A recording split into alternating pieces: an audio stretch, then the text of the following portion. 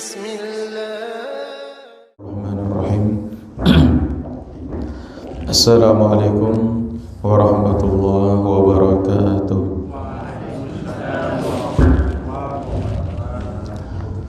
Alhamdulillahi rabbil alamin.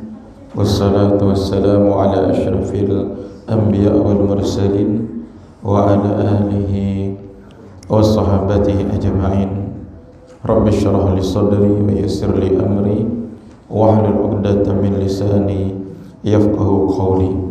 Alhamdulillahilladzi ahyana ba'dama amatana wa ilaihin nusyur. Doa tidur doa bangun tidur Alhamdulillahilladzi ahyana. Segala puji bagi Allah yang telah menghidupkan kita ba'dama amatana, setelah mematikan kita, wa ilaihin nusyur, kepadanya lah kita dikembalikan. Kalau kita lihat arti dari doa tersebut, di sana dikatakan segala puji bagi Allah yang telah menghidupkan setelah mematikan kita, setelah kita wafat. Tidur diistilahkan dengan wafat ya. Karena wafat ataupun mati itu ada dua.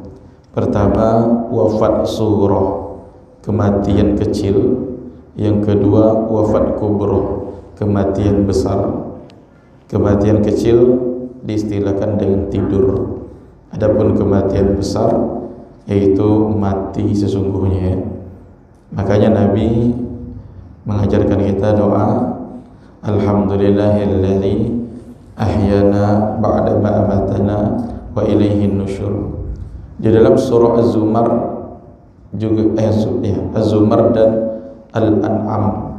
Al-An'am ayat 60 Allah juga katakan wa huwallazi yatawaffakum bil-laili wa ya'lamu ma jarahtum bin-nahar.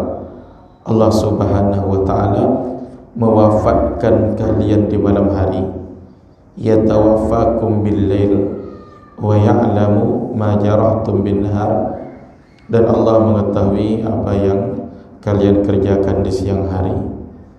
Jadi di ayat itu juga Allah istilahkan dengan mewafatkan atau mematikan ya. Jadi tidur merupakan wafat kecil. Baiklah ikhwani wa akhwati azzani Allah wa iyyakum. Kita lanjutkan kajian kita, yaitu Al-Majlis Al-Khamis, majlis yang kelima ya. Majlis yang keenam dari kitab Majalis Syahri Ramadan, majlis-majlis bulan Ramadan. Subuh sebelumnya tentang hukum qiyam Ramadan.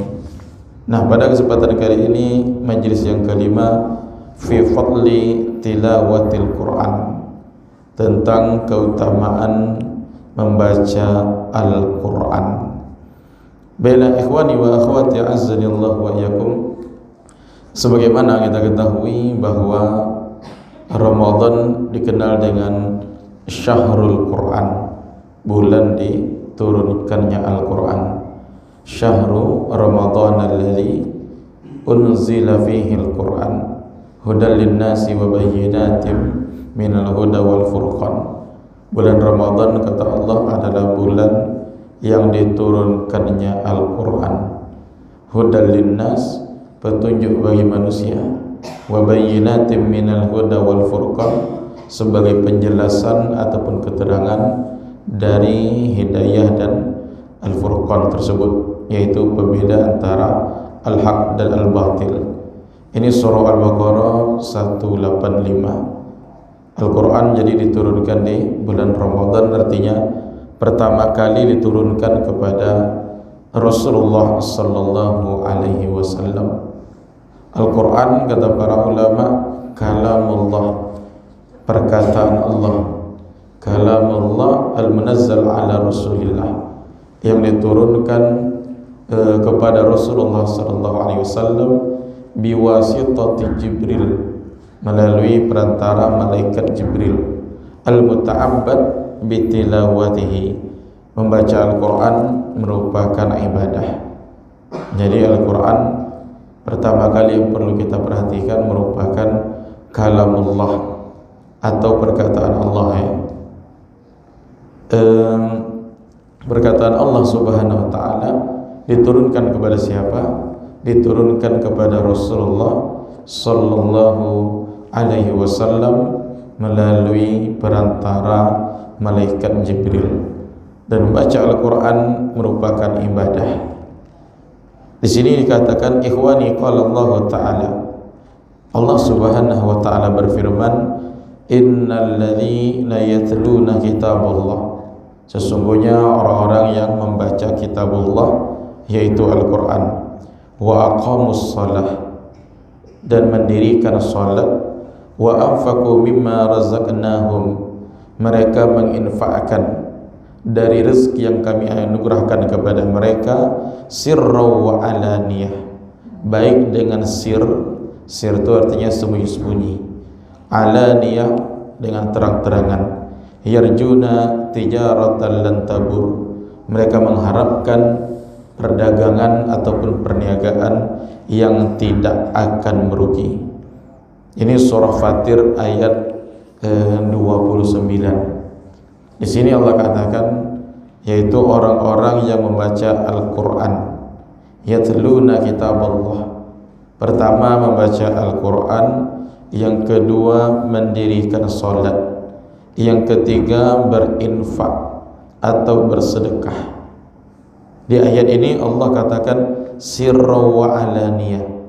Berinfak itu sir itu artinya bisa sembunyi-sembunyi, bisa pula terang-terangan. Jadi tidak selamanya ibadah yang kita lakukan terang-terangan yang dikatakan riya, tidak. Kalau ada tujuan tertentu, ada kemaslahatannya, maka lebih baik dilakukan dengan terang-terangan. Umpamanya ada seorang dia berinfak, dia bersedekah untuk Masjid Mutmainnah, dia ceritakan kepada kawan-kawannya atau dia nampakkan, saya bersedekah untuk Masjid Mutmainnah 10 sak semen. Dengan dia sampaikan terang-terangan, boleh jadi yang lain ikut berinfak, ikut bersedekah. Artinya termotivasi saudaranya untuk berinfak. Berarti dia berinfak, bersedekah dengan terang-terangan, dengan catatan tujuannya supaya orang termotivasi, semangat untuk berinfak, maka boleh berinfak dengan terang-terangan. Yang penting tetap menjaga niat, jaga niat ikhlas lillahi ta'ala. Makanya Allah katakan di sini mereka berinfak baik sembunyi-sembunyi maupun terang-terangan. Jadi ada 3 amalan ya: baca Quran, salat, berinfak. Allah istilahkan mereka mengharapkan perniagaan ataupun perdagangan yang tidak akan merugi. Karena ada perdagangan yang merugi, ada yang tidak. Kalau perdagangan dunia, bisnis dunia, ada rugi, ada untung. Maka untuk berbisnis dengan Allah, berdagang dengan Allah, insya Allah tak akan rugi. Apa perniagaan dengan Allah? Yaitu membaca Al-Quran, baca Quran, bersedekah, salat, bahkan termasuk jihad fi sabilillah dan amal ibadah lainnya. Maka Allah katakan di dalam Al-Quran adalah berdagang ataupun berbisnis dengan Allah Subhanahu wa ta'ala. Jadi intinya orang baca Quran insyaAllah tak akan rugi ya. Hadis dari sahabat Utsman bin Affan, Nabi bersabda, khairukum man ta'allama al-Quran wa 'allamah. Sebaik-baik orang di antara kalian adalah orang yang mempelajari Al-Quran dan mengajarkannya. Hadis sahih riwayat Imam Bukhari. Di sini Nabi katakan orang yang terbaik. Siapa orang terbaik di antaranya adalah orang yang mempelajari Al-Quran. Belajar, duduk majelis ilmu, mengaji, yaitu belajar Al-Quran ya. Nah, bukan hanya mempelajari Al-Quran, mengajarkan juga. Baik mungkin belajar Iqra-nya dari awal ataupun tahsin ya. Tahsin itu artinya memperbaiki. Tahsin Quran, memperbaiki bacaan Al-Quran atau tajwid. Jadi mempelajari Al-Quran mengajarkan merupakan orang yang terbaik. Nah, kemudian dari Aisyah radhiyallahu anha, Nabi bersabda, al-mahir bil Quran ma'as safaratil kiramil bararah. Orang yang pandai baca Quran akan dikumpulkan bersama malaikat yang mulia, lagi baik, lagi terpuji. Nah, ini keutamaan orang yang pandai baca Quran sesuai dengan tajwid. Walladzi yaqra'ul Qur'an wa yatata'ta fihi.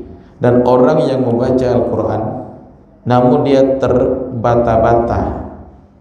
Kalau baca Latinnya mungkin mengeja ya. Terbata-bata baca Quran, wa huwa alaihi syak lahu ajran. Dia sulit membaca Al-Quran, baginya 2 pahala. Nah, orang yang pandai baca Quran, keutamaannya apa? Dikumpulkan bersama rombongan malaikat kiramil bararah, yang mulia lagi terpuji, lagi baik. Bagaimana yang tidak pandai baca Quran namun dia tetap ingin baca Quran? Kata Nabi, dia dapat 2 pahala. Kenapa mendapatkan 2 pahala? Pertama, pahala membacanya. Yang kedua, pahala kesulitan. Jadi jangan putus asa ketika susah baca Qurannya. Walaupun susah baca Quran, walaupun baru belajar, berat baca Al-Quran, sulit baca Quran, tetap dapat pahala. Ditambah lagi 2 pahala ya.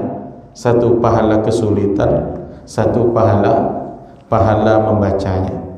Kalau pahala membacanya jelas, kata Nabi, man qara'a harfan min kitabillah falahu bi hasanah. Barang siapa membaca 1 huruf dari kitabullah, maka dia mendapatkan 1 kebaikan atau 1 pahala. Wal hasanah bi asyri amthaliha. 1 kebaikan dikalikan 10. La aqulu alif lam mim harfun. Saya tidak mengatakan alif lam mim itu 1 huruf.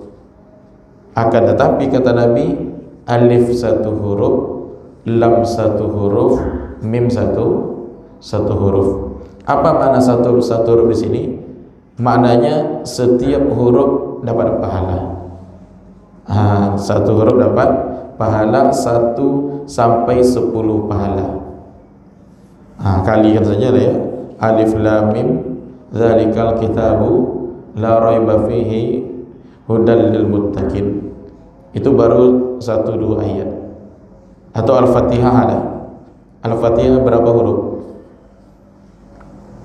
Ada yang hitung enggak? Atau Al-Baqarah berapa huruf? Al-Baqarah lebih banyak lagi. Atau 3 kul ya. Jadi 1 huruf saja dikalikan 10. Itu satu huruf kalikan saja. Nabi katakan alif lam mim itu alif 1 huruf, lam 1 huruf, mim 1 huruf. Tapi jangan salah paham pula. Setiap kali apa? Alif lam mim, alif lam mim, alif lam mim. Itu aja terus. Jadi ini maknanya menunjukkan setiap huruf yang dibaca dikalikan mendapatkan 10 kebaikan ataupun 10 pahala. Ini keutamaan orang yang baca Quran mendapatkan pahala yang sangat besar ya. Ikhwani wa akhwati azani Allah wa iyyakum. Sekarang di bulan suci Ramadan. Bulan Ramadan, para ulama-ulama dahulu mereka sangat antusias, lebih semangat membaca Al-Quran dibandingkan dengan bulan-bulan yang lainnya. Di sini disebutkan beberapa amalan ulama-ulama terdahulu, yaitu seperti Imam Qatadah rahimahullahu ta'ala, yakhtimul Quran fi kulli sab'i layali daiman. Qatadah khatam Al-Quran setiap 7 hari 1 kali. Ini di luar Ramadan. Di luar Ramadan 1 minggu 1 kali khatam. Dan wa fi Ramadan wa fi kulli thalath. Dan setiap Ramadan 3 hari 1 kali. 3 hari 1 kali. Kemudian di 10 terakhir setiap malam 1 kali. Masya Allah ya. Ini Imam Qatadah. Di luar Ramadan 1 minggu 1 kali khatam. Di bulan Ramadan setiap 3 hari 1 kali. 10 terakhir 10 terakhir lebih semangat lagi. Setiap malam satu kali. Jadi ulama terdahulu makin ke ujung makin semangat ya. Kalau kita gimana? Jemaah tarawih makin ke ujung makin terdepan ya. Sabnya makin terdepan. Nah, kemudian wakana Ibrahim An-Nakhai. Kemudian Ibrahim An-Nakhai rahimahullah, beliau khatam Al-Quran di bulan Ramadan setiap 3 hari. Setiap 3 hari ataupun 3 malam khatam 1 kali.